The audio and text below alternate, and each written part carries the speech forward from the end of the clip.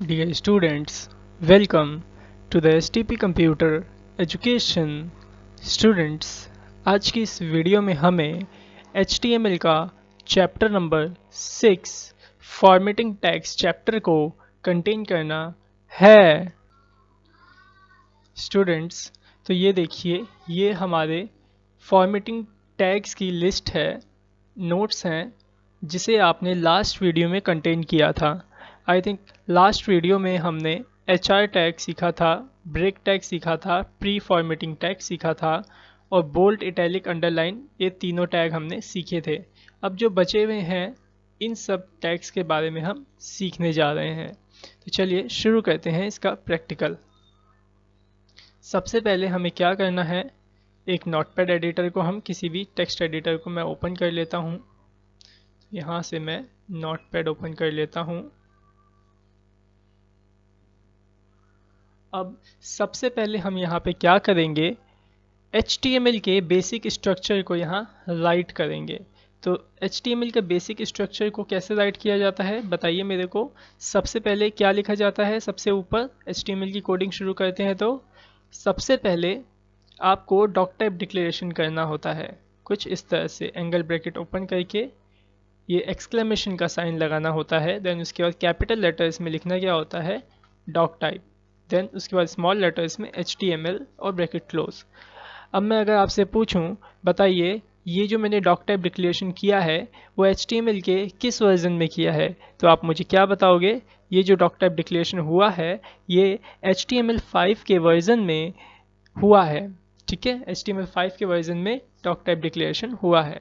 Okay, तो अब हमें क्या करना होगा, HTML टैग को शुरू करना होगा, क्योंकि HTML की कोडिंग शुरू करने के लिए हमें HTML टैग की ज़रूरत होती है। तो मैंने यहाँ पे HTML का टैग ओपन किया है और HTML का टैग मैंने यहाँ पे क्लोज कर दिया।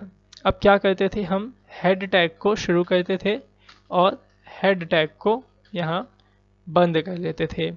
इसके बाद हम क्या करते थे, हेड टैग के अंदर टाइटल टैग को रखते थे और टाइटल टैग को यहाँ पे हम क्लोज कर लेते थे, कुछ इस तरह से।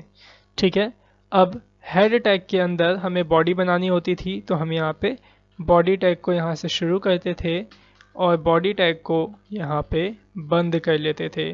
मुझे उम्मीद है कि आपको ये जो बेसिक स्ट्रक्चर है वो ये लर्न हो गया होगा, याद हो गया होगा। अगर आपने अच्छे से प्रैक्टिस करी होगी, डेली बार बार इसे लिख करके आपने टाइप किया होगा तो अच्छे से आपको ये याद हो गया होगा। अगर आपने प्रैक्टिस नहीं की होगी तो वो आपके ऊपर डिपेंड है, आपको कितना आया या कितना नहीं आया। तो मेरा रिकमेंडेशन यही है कि आप इसको बार बार लिखें, क्योंकि आप अभी बिगिनर हो और अगर आप बिगिनर हो तो आप इसे जब तक बार बार इसे लिखोगे नहीं तब तक आपको ये याद नहीं होगा। ठीक है, तो जो अभी हमने लिखा है ये कंप्लीट HTML का बेसिक स्ट्रक्चर हमने टाइप कर लिया है। अब हमें क्या करना है, टाइटल में जो लिखेंगे वो आएगा, बॉडी में जो लिखेंगे वो आएगा। तो चलिए टाइटल दे देते हैं हम यहाँ पे होम, या होम क्या, मैं फॉर्मेटिंग टैग्स ही दे देता हूँ, फॉर्मेटिंग टैग्स। ठीक है, सेव करता हूँ इसे, मैं Ctrl+S दबाया तो देखो सेव एज का ऑप्शन अपने आप ओपन हो गया। मैं इसे डेस्कटॉप लोकेशन पे टैग के नाम से सेव करता हूँ, टैग डॉट HTML मैंने यहाँ लगा लिया डॉट HTML।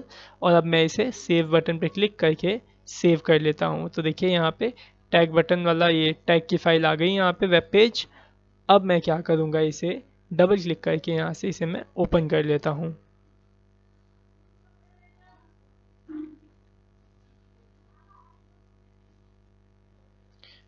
तो ओपन होने में थोड़ा सा टाइम ले रहा है, फिलहाल अभी ये ओपन हो जाएगा।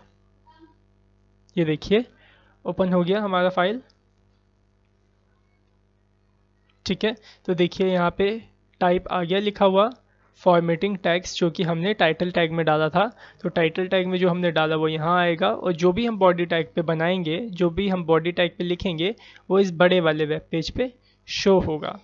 ठीक है, तो चलिए बॉडी टैग में आ जाते हैं और यहाँ पे सबसे पहले मैं क्या करता हूँ, एक हेडिंग डालना चाहता हूँ। हेडिंग क्या डालना चाहता हूँ, फॉर्मेटिंग टैग्स के नाम से एक हेडिंग चाहिए मेरे को।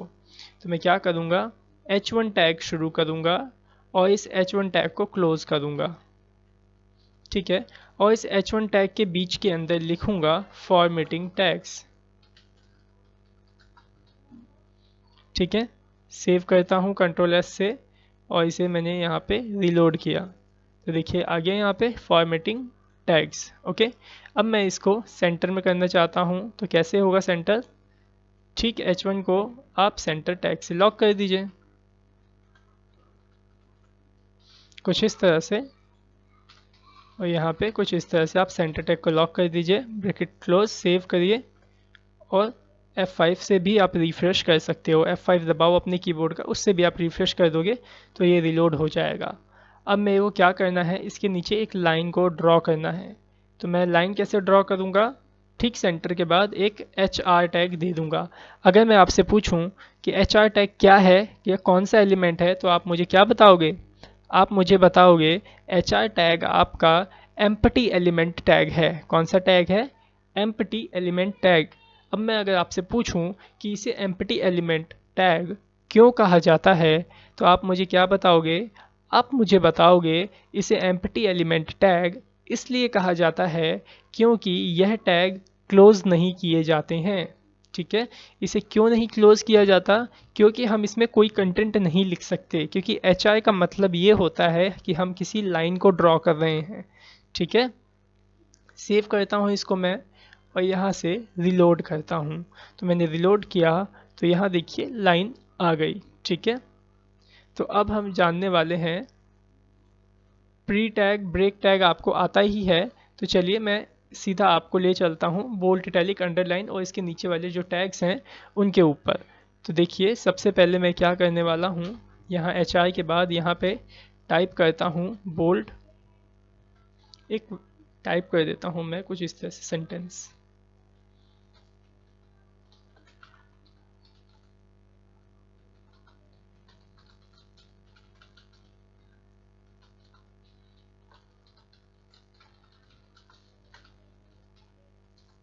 ठीक है, मैंने ये टाइप कर लिया। STP computer is a programming institute. अगर मैं चाहता हूँ इसको बोल्ट दिखाना तो मैं क्या करूँगा, बी टैग से लॉक कर दूँगा, यहाँ पे भी इसे बी टैग से लॉक कर दूँगा, सेव करूँगा और यहाँ रन करता हूँ मैं अगर, तो देखिए क्या आता है, ये बोल्ट टैग में बड़ा मेरे को थोड़ा मोटा नज़र आता है। ठीक है, अब मैं इसी लाइन को चाहता हूँ इटैलिक भी हो जाए, नेक्स्ट लाइन में मैं चाहता हूँ इटैलिक आए, तो मैं क्या करूँगा, इस सेंटेंस को यहाँ से राइट क्लिक करके कॉपी कर लेता हूँ और नेक्स्ट लाइन में आता हूँ और इसे पेस्ट कर देता हूँ।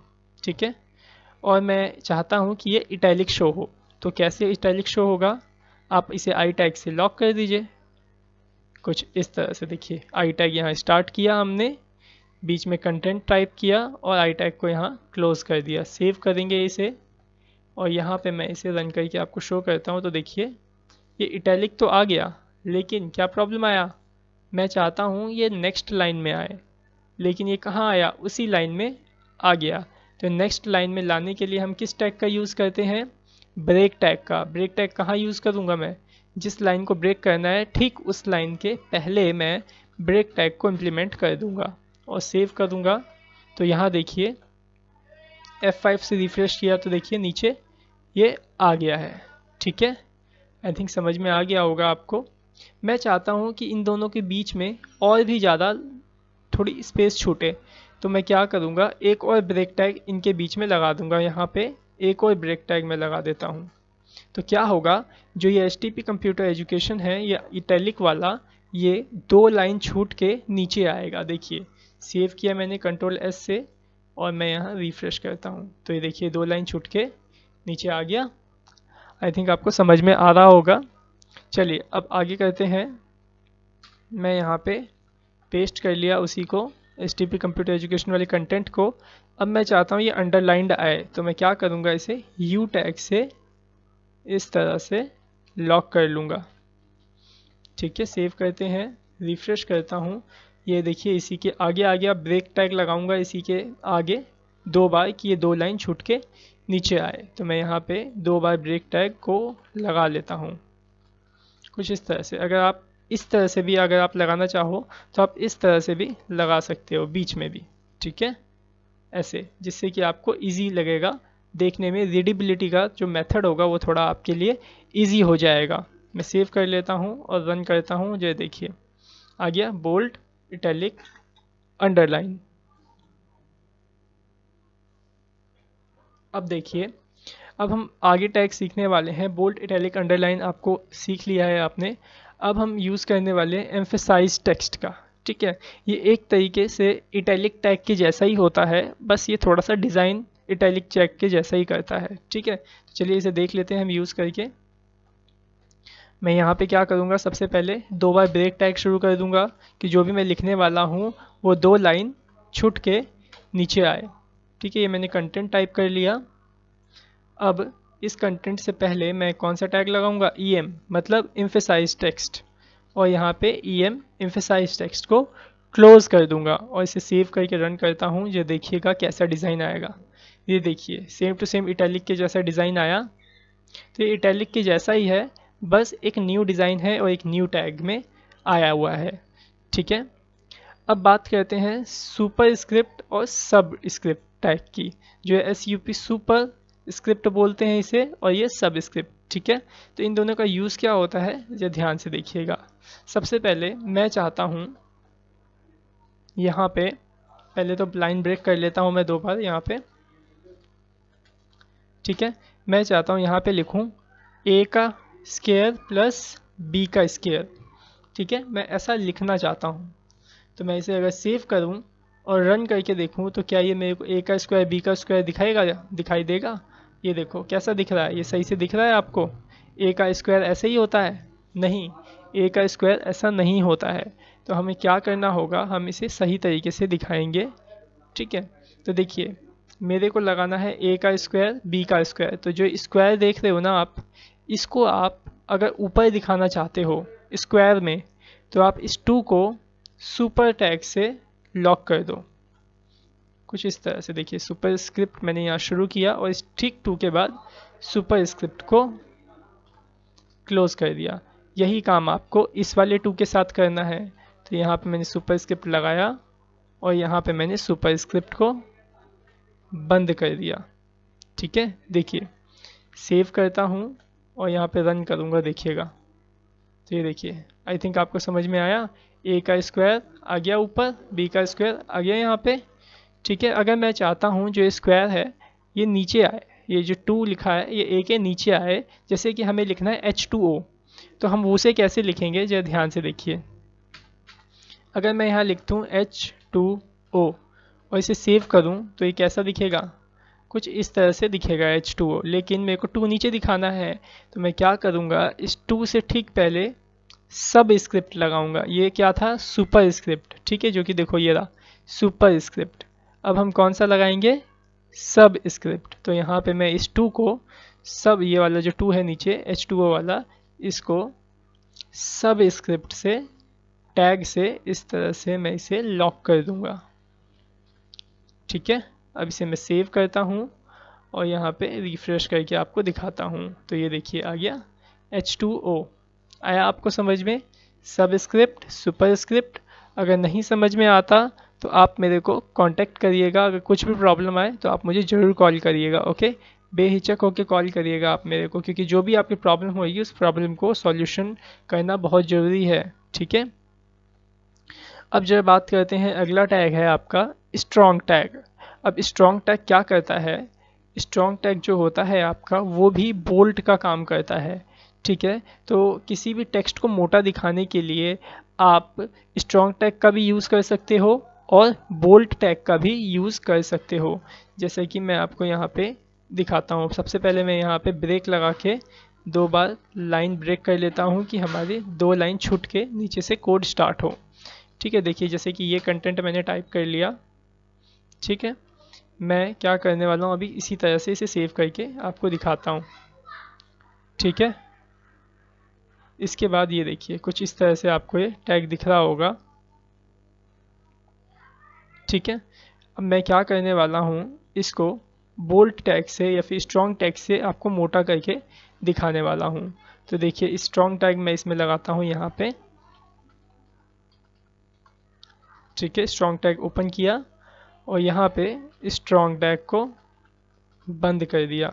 सेव करूँगा तो जो यहाँ ध्यान से देखिएगा, ये बोल्ट आपको नज़र आएगा अभी। ये देखिए ठीक है, मैंने रिलोड किया, ये देखो बोल्ट दिखा आपको। ज़रा ये देखिए, ये ऑलरेडी मेरे को तो लग रहा है कि ये सारा का सारा हमें कंटेंट जो दिख रहा है वो सारा का सारा बोल्ट ही दिख रहा है। ठीक है, तो इसका मतलब ये है कि जो हम अभी कोड कर रहे हैं, इस कोड में कहीं एरर हो गया है। जहां हमने अगर कहीं बोल्ट टैग स्टार्ट किया है तो वो कहीं ऐसी जगह पे बोल्ट टैग क्लोज नहीं हुआ है, इसलिए ऐसा प्रॉब्लम आ रहा है। तो ज़रा यहाँ ध्यान दीजिए, जो ये हमारी फर्स्ट लाइन थी बोल्ट वाली, इसमें हमने क्या किया, बोल्ट टैग को स्टार्ट तो किया लेकिन यहाँ पे देखिए उसे क्लोज करना भूल गए। अगर हमने क्लोज नहीं किया तो इसका जो इफेक्ट था वो हमारे सभी टेक्स्ट पे देखिए आ गया है। ठीक है, तो अब हम इसे सही करते हैं। यहाँ पे मैं क्या करने वाला हूँ, इस बोल्ट टैग को यहाँ से क्लोज कर दूंगा। अब सेव करता हूँ। अब जरा देखिएगा, आपको सही से सब कुछ सही सही दिखाई देगा। ये देखिए, ये सब आपका बोल्ट दिखने लग गया था, अब देखिए सही से दिख रहा है आपको। ठीक है, ये भी H2O भी आपका देखो बोल्ट दिखने लग गया था। अब ये देखिए, इसमें हमने जो नीचे वाला टेक्स्ट है इसमें हमने क्या लगाया है, स्ट्रॉन्ग टैग लगाया है। तो देखिए ये बोल्ट दिख रहा है। अगर मैं इसका स्ट्रॉन्ग टैग को कुछ इस तरह से हटा दूं यहाँ से, ठीक है, यहाँ से अगर मैं हटा दूं और इसे सेव करूं सबसे पहले और फिर इसे रिलोड करूं तो देखिए ये भी आपका पतला ही दिखेगा। ठीक है, अगर मैं यहाँ स्ट्रॉन्ग टैग लगा देता हूँ, ठीक है, कुछ इस तरह से यहाँ पे क्लोज किया और यहाँ पे स्टार्ट कर दिया। ठीक है, और इसे सेव कर लेता हूँ और मैं यहाँ रन करता हूँ तो देखिए ये बोल्ट आपका दिखने लग जाएगा। ठीक है, अब बात करते हैं आगे स्मॉल टैग की। स्मॉल टैग में क्या होता है, आप जिस भी टेक्स्ट को स्मॉल टैग से लॉक करोगे वो टेक्स्ट आपका छोटा हो जाएगा। जैसे मैं चाहता हूँ ये जो प्रोग्रामिंग लिखा हुआ है ये छोटा दिखाई दे, तो मैं क्या करूँगा, इस प्रोग्रामिंग को स्मॉल टैग से लॉक कर दूँगा। तो देखिए आइए, यहाँ पे प्रोग्रामिंग ये लिखा, इसे मैं स्मॉल टैग से इस तरह से लॉक कर देता हूँ। ठीक है, ओपन किया कंटेंट और ये क्लोज कर दिया। सेव करता हूँ और इसे रन करके आपको दिखाता हूँ। तो ये देखिए प्रोग्रामिंग क्या हो गया, छोटा दिख रहा है आपको स्मॉल टैग से। ठीक है, अब क्या है, लास्ट टैग बचा है आपका मार्क टैग। मार्क टैग में क्या होता है कि जिस भी कंटेंट को आप मार्क टैग से लॉक करोगे वह कंटेंट हाईलाइट होने लग जाता है या फिर उसके बैकग्राउंड में येलो कलर आ जाता है। ठीक है, तो हम करके दिखाता हूँ मैं आपको। जैसे मैं चाहता हूँ एजुकेशन जो है वो हाईलाइट हो जाए और इसके बैकग्राउंड में येलो कलर आ जाए, तो मैं ठीक इस एजुकेशन को मार्क टैग से लॉक कर दूंगा कुछ इस तरह से। मार्क टैग, ठीक है। अब मैं इसे Ctrl+S सेव बटन से सेव कर लूँगा और यहाँ पे आके इसे रीलोड करके आपको दिखाऊंगा। तो ये देखिए आपका जो एजुकेशन है वो क्या हुआ, मार्क हो गया, हाईलाइट हो गया। अगर आप चाहते हो ये पूरी लाइन हाईलाइट हो तो आप क्या करोगे, जो भी ये आया है पूरा का पूरा हाईलाइटेड जो आपको दिख रहा है ये पूरा का पूरा यहाँ पे हाईलाइट हो जाएगा अगर आपने इस पूरे कंटेंट को मार्क टैग से लॉक कर दिया। तो जो मैं आपको करके दिखा देता हूँ, इस मार्क टैग को यहाँ से हटाता हूँ और स्ट्रॉन्ग से पहले लगा देता हूँ। ठीक है, और यहाँ से भी मैं इस मार्क टैग को हटा देता हूँ और ठीक स्ट्रॉन्ग टैग के बाद में यहाँ लगा देता हूँ और इसे यहाँ क्लोज कर देता हूँ। सेव करता हूँ तो ये देखिए, रिफ्रेश करूँगा मैं यहाँ तो ये देखिए पूरा पूरा आपका कंटेंट जो है वो हाईलाइट हो गया है। ठीक है, तो आज की वीडियो में सिर्फ इतना ही है, क्योंकि अब आगे की जो एजुकेशन है, जो आगे के चैप्टर्स हैं, अब हम उन चैप्टर्स के अंदर बहुत ही बड़े बड़े प्रोजेक्ट पे काम करने वाले हैं। तो अभी मेरे को जितना सिखाना था आपको बेसिक्स एग्जांपल्स के थ्रू आपको मैंने सिखा दिया है। अब क्या होगा कि अब आप लोग मेरे साथ नेक्स्ट वीडियो से प्रोजेक्ट पे काम करना शुरू करोगे। ओके, तो अभी तक मैंने आपको जितने भी टैग्स के बारे में सिखाया, समझाया और सब कुछ जितना भी करवाया है, आप उसको अच्छे से रिवाइज कर लीजिएगा, अच्छे से प्रैक्टिस कर लीजिएगा। अगर आपने अच्छे से प्रैक्टिस कर लोगे तो आपको आगे चल के कठिनाइयाँ नहीं होंगी। ठीक है, तो बस आज की वीडियो में सिर्फ इतना ही है। ओके, सो नेक्स्ट लेक्चर के लिए आप वेट करिए। Okay, thanks for watching our video, have a nice day.